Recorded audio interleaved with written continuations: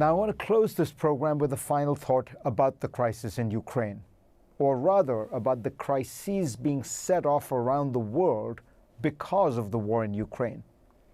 You've heard about the challenges that Western countries, particularly European countries, face with regard to their energy security. But an even more dramatic problem is ravaging some of the poorest countries in the world. As energy and food costs rise, many developing countries are finding that they simply do not have the money to import the minimum they need to survive and grow.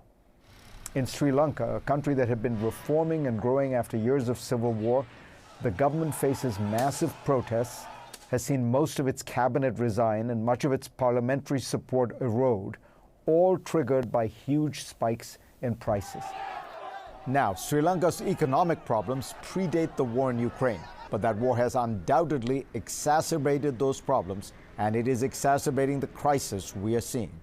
Egypt, another country with an impressive recent record of reform and economic growth, is the world's largest importer of wheat, with 85% of that supply coming from Russia and Ukraine.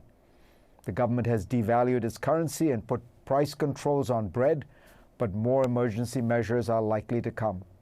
Pakistan is in the middle of a political crisis anyway, but the war has made it more likely that the country will default on its debts.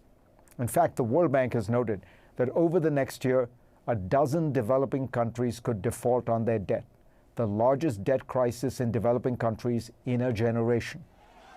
And as Sri Lanka vividly shows, these debt problems will turn into political instability very quickly.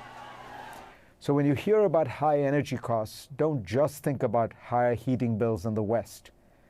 It might also mean strikes, protests, governmental collapse, and a plunge into poverty in some of the most vulnerable parts of the world.